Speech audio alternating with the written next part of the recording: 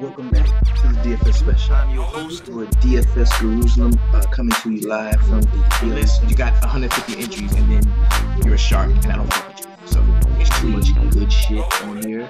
This is the often imitated, never duplicated. I'm here with my lovely co-host. Thank y'all. Stay safe. Enjoy. I may have been called in to work. You're gonna be in the running for the Snowflake of the Year. Get your shit together with your snowflake. I'm at the crib, man, and I'm just finishing up. Stop. Throw them bitches in the main. I'm telling you. You're gonna see the results, bro. You're gonna see it. Just this is what's really gonna help you out. You know how I feel about the home dogs. There's a lot of fight in the home dogs, and I really think a lot of shit to go over tonight. Who that? Squirrel and Pointer Red player of the night. Get him in your lineups. Get him in there. Let's go get this money. Thursday, let's go, and remember, in the sweatshop, we always keep it 300.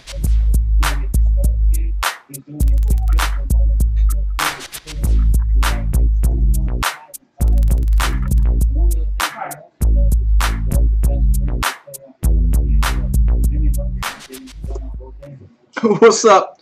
What's happening? How's it going, man? What's going on? This is your big homie, the DFS Jerusalem, and you can follow me on Twitter at DFS Jerusalem. Today, we are going to be breaking down we got two different slates. We got a 5-game early joint, then we've got a 4-game main.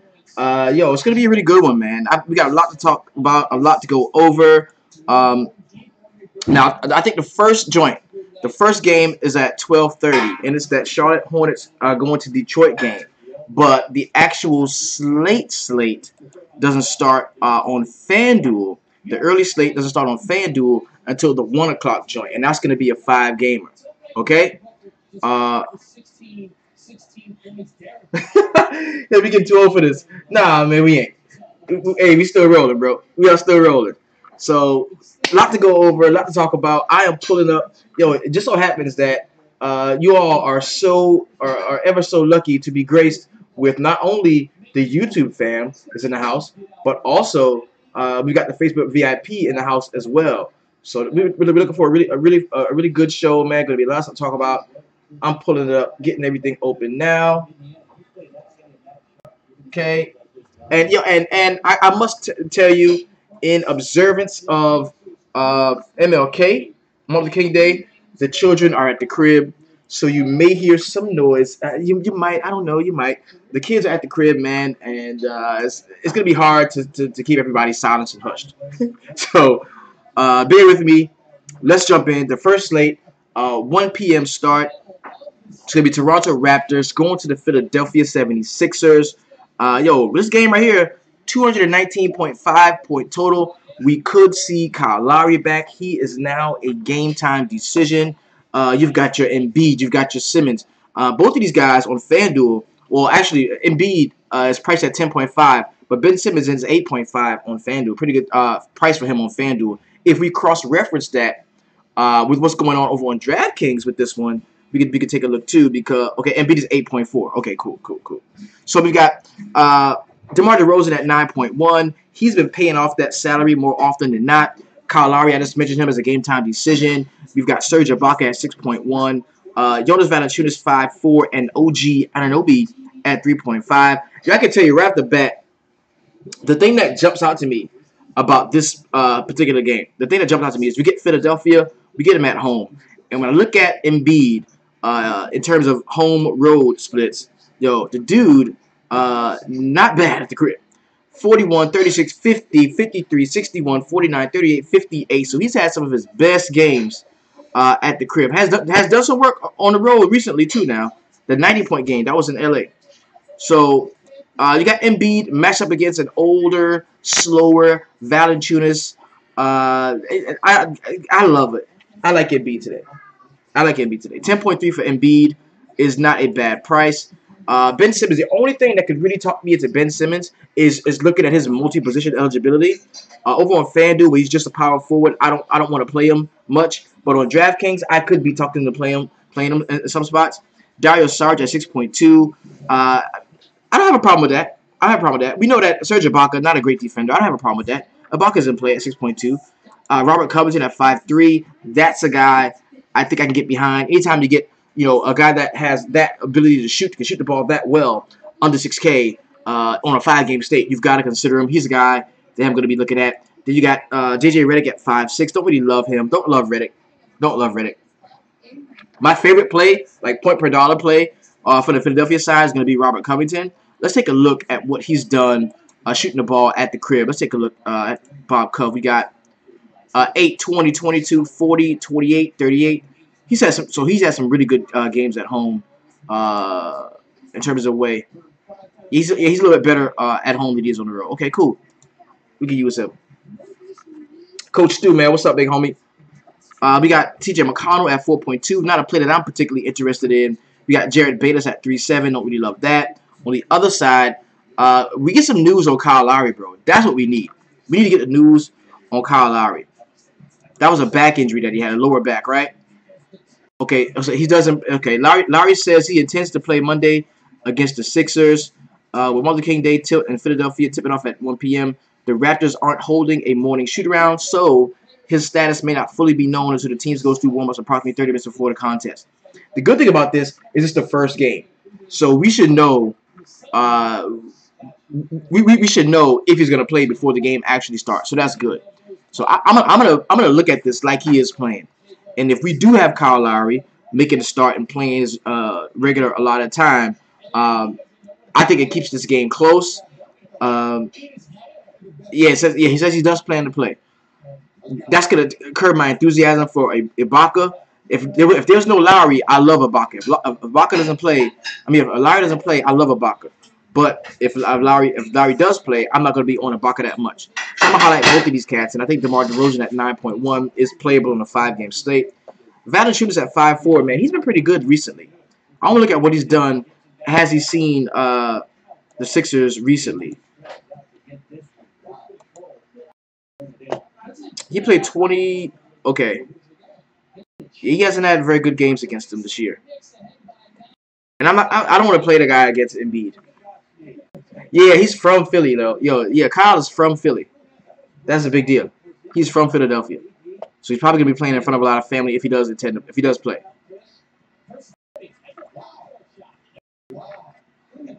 Dylan Wright, 5'8". There's no need for that unless we find out that Lowry isn't playing. Van Vliet, there's really no need for that.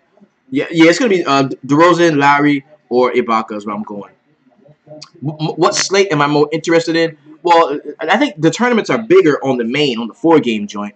But, I have the same amount of interest in both of these slates. It should have been one big all-day slate. That's what it should have been. That's what it should have been. So, yeah, Lowry, DeRozan, Ibaka for Toronto. And on the other side, Embiid, Saric, and Covington are the plays that I like the most. Yeah, those are the plays I like the most. Well, now, and if Amir Johnson is out, you got to look at, who's going to come in and get those minutes. You're looking at Trevor Booker at 3.7, even Rashawn Holmes at 4K, which Booker has been seeing more minutes than Rashawn Holmes lately. So if Amir Johnson is out, I think Trevor Booker could be a solid play, like a salary-saving option, come off the bench, maybe get you a double-double for 3.7. That might be nice, right? Next game we got is going to be the Milwaukee Bucks going to Washington to take on the Wizards, 214-point total. We got John Wall is priced all the way up to 9.7. Bradley Beal, 8.2. Otto Porter here at 6K. Gortata's 5.4. And Markieff Morris 5K. So we ain't getting no break on Washington Wizards, guys. No Simmons. On DraftKings, I can play Simmons. Yes. On DraftKings, I think you can play Simmons. On FanDuel, not so much. Not so much. So here we go. So we got the Wizards. They're all priced to where they should be. You're going to get no break, no discount for the Wizards at home. We know that they have been giving it up to centers recently, and if you want to take a shot on a very cheap John Henson, maybe that could be helpful for you. Grab some boards there. Malcolm Brogdon at 5.4. That's a play. that just jumps out to me. I like Malcolm Brogdon here, 5'4". I think Chris Middleton's in play at 6'7". Eric Bledsoe at 6'9". I don't love him, but he's just cheap enough to where you could be interested. And Giannis at 10.2. I don't normally play Giannis, but over the last few games, he's shown, bro, that he's pretty good. I mean, he's been playing pretty well over the last few games. He had that 66-point game, the 54 against Indiana. He has shown some upside in a few games. Now look at this: 32, 38, 37, 34. Oh my God, this dude's been horrible lately. You remember when I was just like straight up was like, no, I can't play Giannis. I'm not playing him ever again, and I just stopped playing him. Yo, Giannis has been. Ugh. Outside of that big 66-point game, bro, he hasn't done much. On the, okay, because yeah, 66 against Washington was the last time. That's why he's jumping out to me, because this was just against Washington. So based off of what he's done against them, that's gonna put Giannis in play for me. But he has not been playing well over the last few games, and this is one of the worst teams in the league against his position. So that could be something to monitor. John Wall at 9.7. Yes, that's playable for John Wall. Bradley Beal at 8.2. Yeah, I can play Bradley Beal. Otto Porter at 6K. He's probably going to be guarding Giannis a lot. I doubt they put Keith on him. If they put Markieff on him, bro, he's going to kill him. If they put Keith on Giannis, Giannis is going to kill him. That probably what happened to him last time. Yeah, Bledsoe has definitely hurt Giannis's usage. Definitely has. Gortat at 5'4".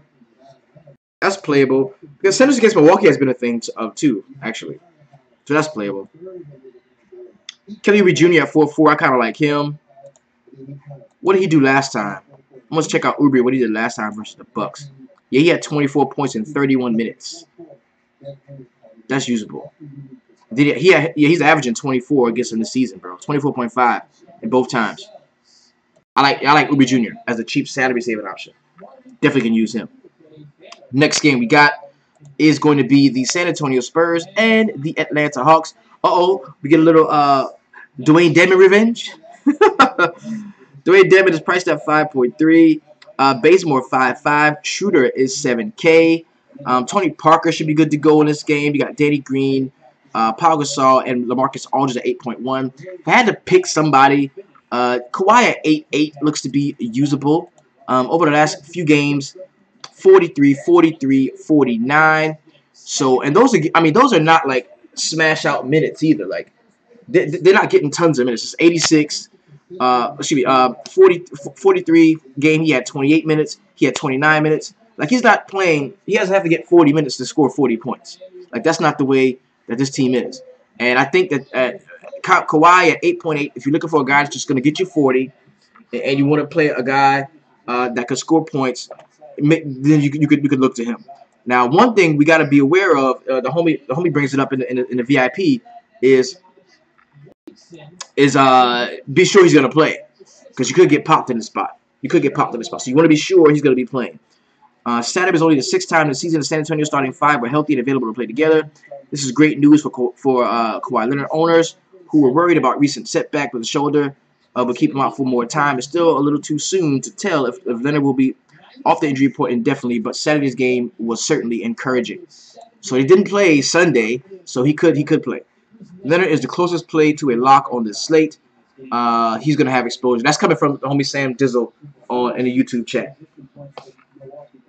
The Spurs want Kawhi to have 2 full days between games to get full treatments. That's coming from Coach Stewart in the VIP. So I could dig that. I can get behind that. But we're going to need some more information. We are.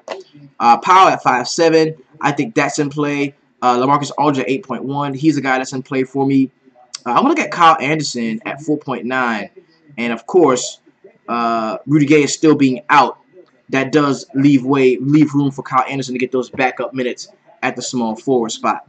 On the other side, I'm looking at, you got to look at Dennis Schroeder, bro. Schroeder is like the engine of this team. No matter how well or how bad the team does, it is all predicated on Dennis Schroeder and how he does. So have they seen the Spurs yet this year? Yes, he had 34.25 points in that game. The price was 6.3. That was a decent return for that investment. And then 2 games last year, 44 and 34. So I think shooters in play. People are gonna look at this and be like, oh no, you can't play a point guard against against San Antonio, but I beg to differ, bro. I think Dennis Schroeder's a guy that on a 5-game slate is going to see very low ownership and still is going to go out and have a decent game. Like Tony Parker, old slow ass, can't hang with Dennis Schroeder. Schroeder is a guy who is just going to be a usage monster, going to get all the usage and play a lot. So I don't have a problem with him at all. Kent Bazemore at 5.5. That cheap price on him. The only problem with that is you get Danny Green, who's a very solid on-ball defender. Actually, Kent Bazemore sucks on defense, so Danny Green might even be in play at 4.5. That's a very cheap price for Danny Green. I kind of like that. Yeah, I kind of like that. 29 against him. Yeah, I kind of like Danny Green. Is he limited in some way? Okay, he started Saturday. Okay, yeah, I like Danny Green here. Danny Green doesn't play. Danny Green doesn't play for me. Like, for real, for real. I like Danny Green. Bays, no. Taurean Prince, he is a game-time decision. Dwayne Dedmon is as well. Oh, yeah, he's still dealing with that dislocated finger issue. Then Dedmon at 5'3". He's been good. I didn't think he re-aggravated anything. Okay, he's probable, so he should be out there. He should play. He should play.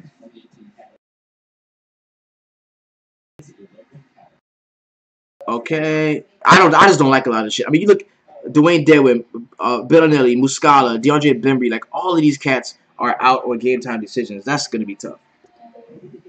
ATL worst DVP against shooting guards. Yeah, I like Danny Green, bro. I do. Next game we got. Ooh, this is a nice one right here. You got the Brooklyn Nets at the crib against my New York Knicks. Anytime we get Spencer Dinwiddie at the crib, he's a guy that plays very well at home. I love the total. It was 211.5 points. I can foresee him being one of the higher owned guys in the slate. Dennis, you're not going to sneak up on anybody with Spencer Dinwiddie. Last time against the Knicks, he dropped 50 against them in the same spot at the crib. That could very well happen again today. I'm going to have my fair share of Spencer Dinwiddie. I like Rondae Hollis Jefferson here. Damari Carroll at 5'2" is going to be in play for me. And I think you got to choose, bro. I think you got to pick and choose. Either you like Dinwiddie or you like LeVert. They both never have good games. You got to choose between the two of them. You know what I'm saying? Yeah, play one or the other. Either Dinwiddie or LeVert. And me, I'm going LeVert. I'm going LeVert. Excuse me, I'm going Dinwiddie. So I'm sorry, I'm going Dinwiddie. Now, Tyler Zeller at 3.5. If he is out, that's definitely going to give you a chance to look at Quincy AC as well as Jarrett Allen. Now, I played both of these cats last time, and they both had decent games with Tyler Zeller out. And that is another option today, especially against the New York Knicks here. On the other side, you look at Kristaps Porzingis at 8.3. I don't love him, but I think he is playable. He's cheap. He's 8.3. I don't love him, but like I said, he's playable. Enes Kanter at 6.1. I don't really love that one. Jarrett Jack, man, 5K. This is one of the worst teams in the league against point guards. He's going to be in play here. Courtney Lee at 4.8. I kind of like Courtney Lee. Tim Hardaway Jr. at 5.9. What's up with his minutes? We need to find out what's going on with the minutes for Tim Hardaway Jr. here. Okay, he played 33 minutes the last time out. That's decent. Yeah, he's in play. Tim Hardaway Jr. is definitely in play at 5.9. Yes. You got Michael Beasley. Well, Michael Beasley is dead now. TJ might be out. Okay. Well, if TJ is out, then that puts Beasley in.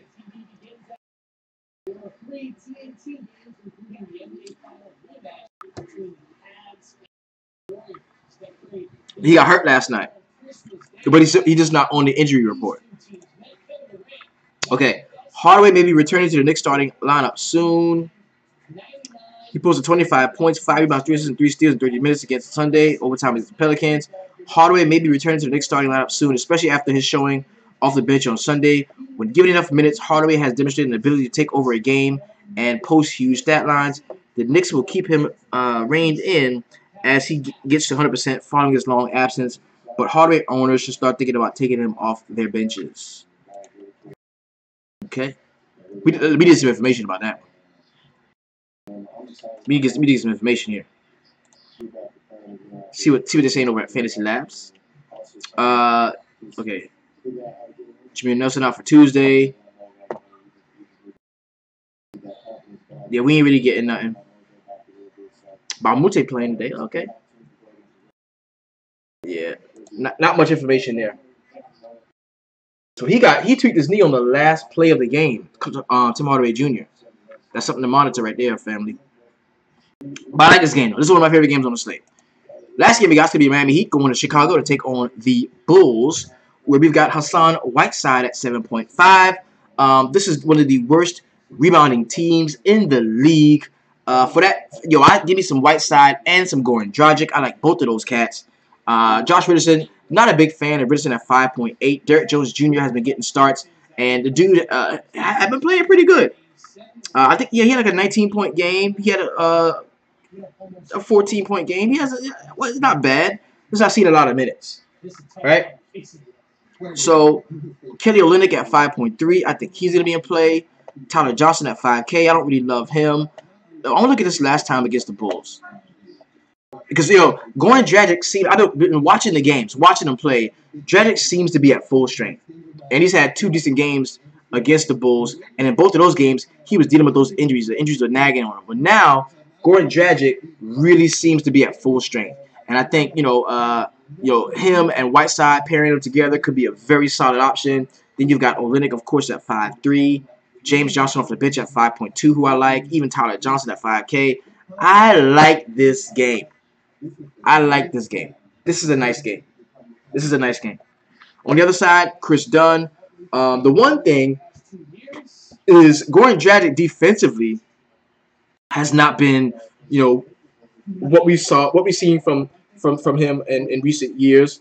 But Chris Dunn, man, has just been like some unstoppable cat. You have to give Tyler a look if he starts. Oh, definitely, definitely. I have Dragic fading the field with him. Okay. Chris Dunn at 7.1. I think that's playable. He's just been going ham. He's just been going ham, and he's like 1,000 more on FanDuel. So somebody believes in him. Look at his last 4 games. 51, 30, last 5, excuse me. 51, 35, 44, 23, 56. Like, he's been balling, bro. But he's played Miami twice this year and has 16 and 28. So be careful with that one. But I still like him. I still like him. Lauri Markkanen at 6.3. That's a little bit too priced up for me. I think Justin Holiday is in play at 5.2. Is Zach LaVine going to be getting some starting minutes and playing a lot? Let's just take a look at LaVine here. He's going to see limited. Okay, he's expected to have a 20-minute restriction for Monday's game. He made his debut Saturday. He had 14 points, 2 assists. Yeah, some people fell for that and played him. I knew better than that. Like, it didn't make sense. But the one thing I can say about him, he didn't seem to favor the leg the knee that wasn't injured or the ankle that wasn't injured. He's not playing with all out reckless abandon, but he did look pretty good though. He did look. LaVine didn't look scared. He looked pretty good. He looked pretty good. He didn't look scared to run, and he looked pretty good. So maybe he's gonna get over that and be back to full strength. So that's cool. Yeah, he didn't look stupid limited at all, right? Rolo at 4.6 is a sneaky play that I don't love, but he does have a little sneaky quality to it because we know Whiteside can give it up in some spots. Mirotic at 5.7. You get him that cheap, you play him. I like that. Bobby Portis at 4.6. Don't love that one. There's a Valentine is pretty much done. The Waba at 3.7 is very sneaky because he could get 20. If you give me 20 minutes on the Waba at 3.7, that's going to be usable. LaVine was jamming in warm-ups. Dude is ready. I have a little at 4. Yo, Dave, that's kind of when I was watching the game, watching him play. He didn't seem timid. Like he looked like he was ready. Like I'm ready to play. It looks like the team itself is really rolling them out in small doses. That's what it seems like. It seems like management and the coaching staff is rolling Zach LaVine out in small doses. So that is encouraging, not only for us as DFS players, but for him as a baller, bro. Because he ain't scared. Like when they unleash him, he's gonna go out. He's gonna go hard. So as soon as I hear any word that he is out of a minute restriction, and if that price is still cheap, I am definitely I'm definitely going to be going at him. Oh, PJ Holloway says the way he feels like that is because he was playing in the G League, and okay, cool, yeah, okay. So he's already got the full activity of the injury behind him. Okay, cool. That's good. That is good. So now on a 5-game slate, I kind of want to take a look. Because we've got to find that one guy who nobody wants to play, who nobody is going to play, who, if circumstances go the right way, he can have a killer game and break the slate. Remember, like Bam Adebayo did the other day, like that. We got to find that one dude, and I want. And if you hit me with a name, of that one guy who you think that nobody is gonna play, right? Nobody is gonna play this guy, but he could go the fuck off and break the slate. And give me that guy, and then we're gonna dissect it, look at it, and take a look at that specific person. PJ Holloway, first guy to respond, says John Henson. Then we've got Dave Cothran, the homie, says Kyle O'Quinn could be that guy today. So let's go look at these guys. Let's take a look at them and see why the homies feel the way they feel. The first guy we're gonna look at is gonna be John Henson. He's scheduled to get about 25 minutes. This is the 4th ranked DVP. He's playing against a center position. He sees a 27.8% usage. The guy behind him sucks. So if he's playing well, he should be out there a lot. Okay, I dig that. He's only 4.5K. Let's take a look at what he's done against the Wizards in the past. Uh-oh. Okay. In 2 games, against the Wiz, bro, he's put up 36. Like, that's fucking. He's 8x almost in 2 games against the Wizards, bro, and that's something to pay attention to. And I believe the last time he did it, John Wall was there. The team was at full strength. Okay, so if you got multiple lines with no John Henson, then you don't get it, right? Corey Randall says, Bam, back-to-back today. He might get some run. Bam Adebayo might get some run in the back-to-back. Okay, let's take a look at that. Let's go check him out. We're going to Bam Adebayo in Miami. 4.4 is the price on him. A 26 ranked DVP against that position. Against the Bulls, he's seen him already this year. Only had 13 points. Yeah, this is more of a deeper sleeper play right here, in my opinion. Let's look at the minutes over the last few games. 28, 7, 15, 10. He got 15 minutes in a overtime game.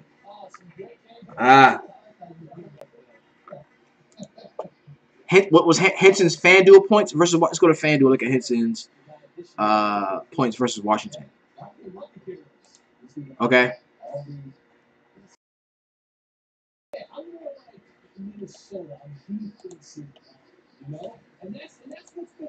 FanDuel. Well, he's 5-1 on FanDuel.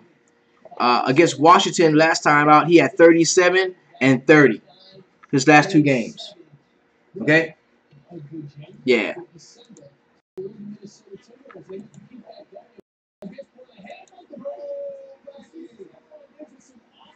You got Danny Green. That's what we talking about. Danny Green, Jarrett Jack. Okay. Beasley, but Hardaway on a back-to-back. Okay. Did we look at Kyle O'Quinn? Okay, so let's look at Kyle O'Quinn. 17 minutes is what they're looking at 4K. This is the 6th ranked DVP against that position. Let's take a look at Kyle O'Quinn, man, versus the Nets. What has he done? 30, 26, 41 in his last 3 games. 2 of those are this season. Just last month, December 14th, he dropped 30 against them and playing 20 minutes at 3.8. So that's going to be, okay, Henson and Kyle O'Quinn look to be guys that we can look at right now. And then, of course, Danny Green has come over from the YouTube world. Let's take a look at them. So, I like Danny Green too, bro. 4.5 for Danny Green. 24 minutes is what he's scheduled to get or slated to get. Versus the Hawks. 29 and 30. Yeah, man. I like him.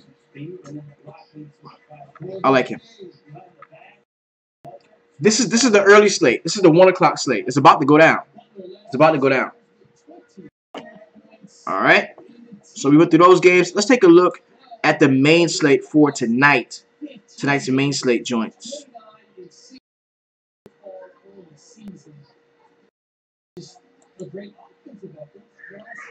We've got Golden State and Cleveland, Sacramento, Oklahoma City, Indiana, Utah, and Houston with the Los Angeles Clippers. Of course, we're going to need more information as these games open up for us, but let's go ahead and just take a look at it, right?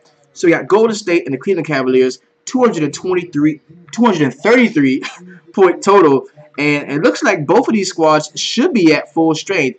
Well, we have game time decision tags on Iguodala, Caspi, and Sean Livingston on the Golden State side, but we have Isaiah Thomas, Dwayne Wade, and of course Derrick Rose and Montrezl. Those guys will be out. So first thing jumps off to me, yo, they have been getting crushed. They have been getting crushed. The Cleveland Cavs have been getting their ass whipped recently. And do we really think that a full strength Golden State team with Kevin Durant, Steph Curry, Draymond Green, Klay Thompson, full strength, do we really think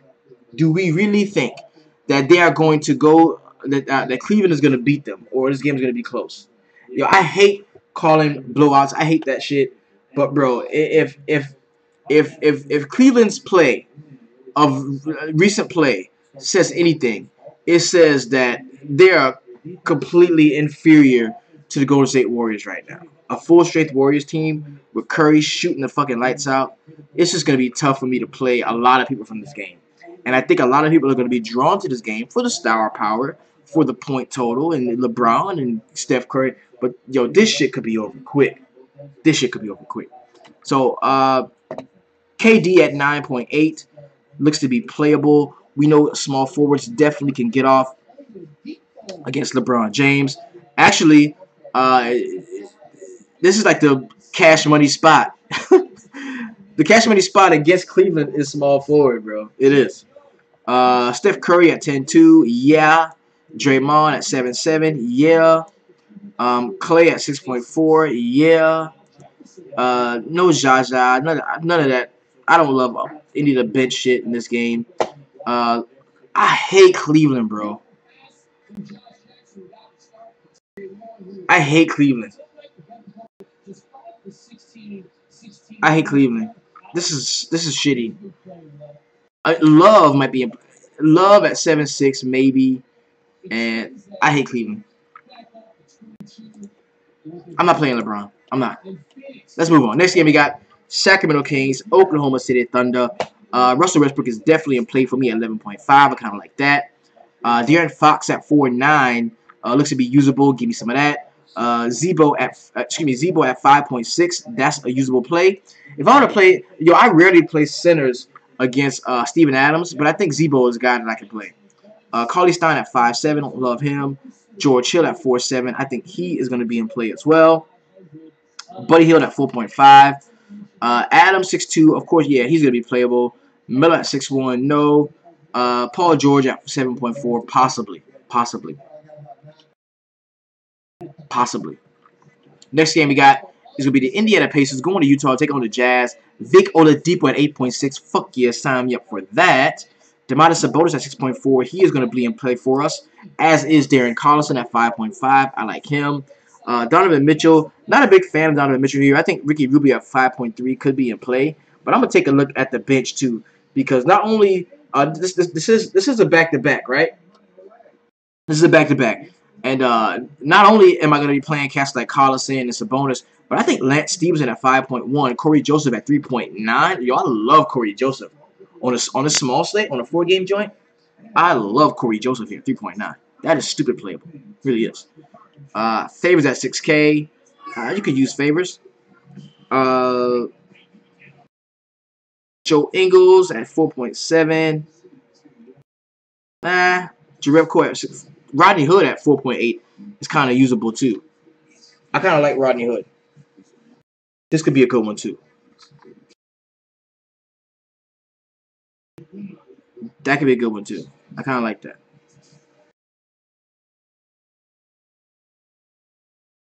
Then we got Houston and the Los Angeles Clippers. We got Chris Paul going back to the Clippers, going back to the clip show, that's a narrative right there, bro. That's a narrative.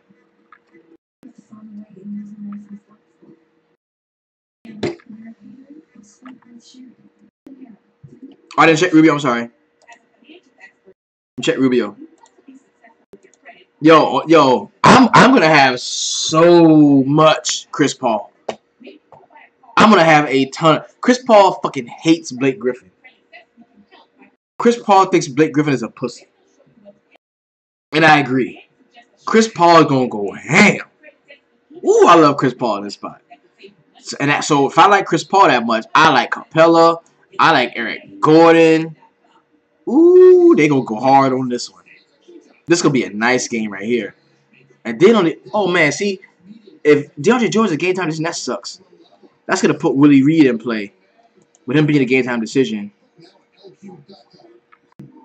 This could be a night. Lou Will? What to 8-9? That's a lot. That's a big price, but he's playable. So is Blake Griffin. Wesley Johnson at 4.1. That's playable, especially if DeAndre Jordan is out. Yo, Willie Reed, bro. Willie Reed is somebody that you gotta consider. I'm serious.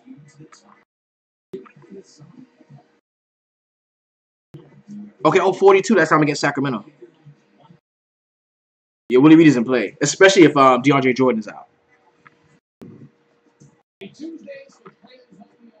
Chris Paul is a little shit. He's a little fucker, and he's gonna want to pour it on the Clippers. He really is. He really is. Because they clearly chose him over or Blake Griffin over him. That's gonna be nice. This is gonna be a good one.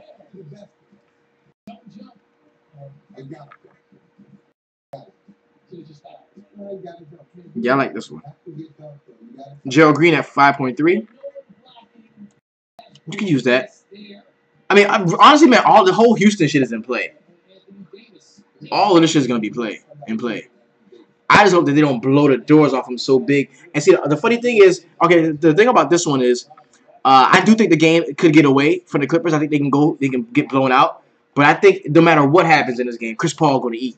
No matter what happens, Chris Paul and Capella are going to eat. If it's a 15, 20-point blowout, I don't care. I still think Paul and Capella is going to eat. If I had to pair two cats together, those are my very two favorite. If Jordan is out and Blake gets run at 5, do Harold Decker show up? I think it's not even about Montrezl Harrell, bro. I think it's about because if DeAndre Jordan is out and Blake Griffin, he's not going to get the run at 5. They're not going to put him on Capella. They're just going to bring in so Harrell will be in play. Yeah, Harrell will be in play, and of course, I think Willie Reed will be at 4.3 because Willie Reed is more of a center than Montrezl Harrell. But I can see your Sam Decker, though. I can see your Sam Decker. I don't have an issue with that.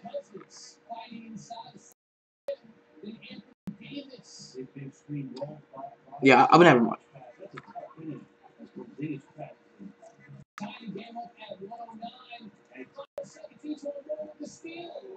Yeah, I like Lou Will, too, now. Yeah, you see what he did versus Dame Lillard? Like, yeah, he went to East for the easily. That dude is an asshole, man. Chris Paul is an asshole. Chris Paul he's a snob. He's snobby. He loves the way old school NBA was played, where the point guard made all the decisions and was like an extension of the coach on the floor. Like, he loves that shit. Like, that's his whole thing, and he can't deal with the fact that the NBA is changing to where raw athleticism and big shots. Like, if you're a raw athlete who can shoot it, you're the fucking man. You know what I'm saying? And Chris Paul wants the game to be played in here first with pick and roll screens and basketball purist type shit, the way the game's supposed to be played. And they decided not to fuck with that shit with the Clippers, and he's mad. He hates that. He hates that. D'Antoni don't give a shit. He plays starters 30 minutes no matter what. He's from the ABA days, run, gun, and fun. Exactly. So, yeah, I don't care what happens, how this game shapes out. I'm going to have some Chris Paul. I'm going to have some Capella. I'm going to have some Eric Gordon. This is going to be a nice one. So we've gone over both slates, broken the shit down to the smallest compound. Now it is time for me and the squad to go into the VIP, pull the curtain back, and come up with a few lines that we think we can get some money with. So let's get it in. Let's go. Shout out to everybody in the YouTube fan. Remember, it's very simple, very easy to get with us, YouTube. If you want to, you can go to the website. It is www.dfssweatshop.com. Upon your paid subscription, very simple, you'll be ushered into the very best Facebook group online. That's when we go in and we get to it. There's a couple of options. Number one, $14.99 USD. It's very simple, man. You go there, 50 cents a day, $14.99 a month, two punk ass quarters, a half a cup of coffee is all it takes. You're in on everything. Then $119.99 get you a full complete year, 365 of access, man. That's gonna take you through. You remember, spring training starts in 31 days, bro. Ooh, we are salivating. The homies, the 100 band clan, the homies, we ready. Spring training starts in 31 days, bro. 30 days. We're almost there. So if you want to be a part of what we do for baseball, man, go ahead and get in right now while the getting is good. So much love to all of you that enjoyed the stream. Remember, this is the DFS Shop where we keep it real, we keep it honest, and we always keep it 300. Peace.